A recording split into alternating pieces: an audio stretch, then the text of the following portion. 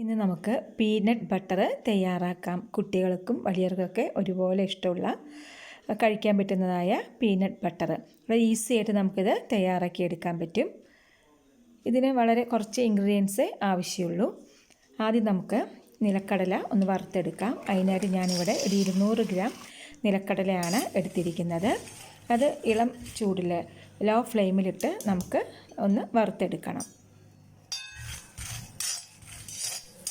നമുക്കിപ്പോൾ റോസ്റ്റഡ് നിലക്കടലയാണെങ്കിൽ അതിൻ്റെ തൊലി കളഞ്ഞെടുത്താലും മതി, അല്ലെങ്കിൽ തൊലിയില്ലാത്ത കടല വാങ്ങിച്ചാലും മതി. എന്താ വെച്ചാൽ നമ്മുടെ സൗകര്യം പോലെ ചെയ്യാം. ഞാനിവിടെ പച്ച നിലക്കടല തന്നെയാണ് അത് വറുത്ത് എടുക്കുകയാണ്. ഇളം ചൂടിലിട്ട് അത് വറുത്ത് എടുക്കുകയാണ്. നമുക്കിതിൻ്റെ ഒരു കടല എടുത്ത് അതിൻ്റെ മുകൾ തൊലി ഒന്ന് ഉരಸಿ നോക്കാം. തൊലി പോകുന്നുണ്ട്, കടല ആയിട്ടുണ്ട്. നമുക്ക് സ്റ്റൗ ഓഫാക്കാം. ഇനി നമുക്കതിൻ്റെ തൊലിയൊന്ന് മാറ്റണം. അതെങ്ങനെ നിങ്ങൾക്ക് സൗകര്യം പോലെ ചെയ്യാം. ഞാൻ ഇവിടെ തുണിയിലിട്ട് കൊടുത്തിട്ടുണ്ട്. ഒന്നത് നല്ലപോലെ ഒന്ന് റബ്ബ് ചെയ്ത് കൊടുക്കാം. തൊലിയെല്ലാം മാറിയിട്ടുണ്ട്. ഇത് നമുക്കതിൽ തൊലിയൊന്ന് മാറ്റിയെടുക്കണമല്ലോ. അതൊന്ന് അരിച്ച് മാറ്റാം.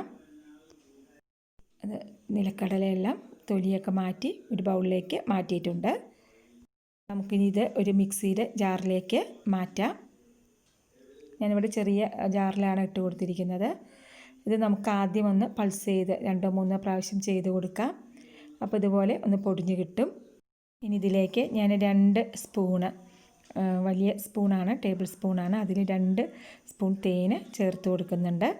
നിങ്ങൾക്ക് ഇതിന് പകരം ബ്രൗൺ ഷുഗറോ വേണമെങ്കിൽ ചേർത്ത് കൊടുക്കാം. ഇതന്നെ ഓപ്ഷണലാണ്. അല്പം ഉപ്പ് കൂടെ ചേർത്ത് ഒന്നുകൂടെ അടിച്ചെടുക്കുന്നുണ്ട്. ഇതൊന്ന് നമുക്ക് ഇളക്കി കൊടുക്കാം. ഇത് ചെറിയ മിക്സിയൊക്കെ ആകുമ്പോൾ ചൂടാവും, അതുകൊണ്ട് ഞാൻ 2 ആക്കിയിട്ടാണ് ഇനി അടിച്ചെടുക്കുന്നത്. ഇനി ഇതിലേക്ക് ഞാൻ ഇപ്പോൾ ഒരു 2 ടേബിൾ സ്പൂണോളം എണ്ണ ചേർത്ത് കൊടുക്കുന്നുണ്ട്. കടലെണ്ണയാണെങ്കിൽ കുറച്ചുകൂടെ നന്നായിരിക്കും. ഞാനിവിടെ റൈസ് ബ്രാൻഡ് ഓയിലാണ് ചേർത്ത് കൊടുത്തിരിക്കുന്നത്. ഇതായിട്ടുണ്ട്. ഇനി ഇതുപോലെ ബാക്കിയുള്ളത് കൂടെ അടിച്ചെടുക്കാം. ആയിട്ടുണ്ട്. നമുക്കിതൊരു ബൗളിലേക്ക് മാറ്റാം. നല്ല ടേസ്റ്റി ആയിട്ടുള്ള പീനട്ട് ബട്ടർ തയ്യാറായി.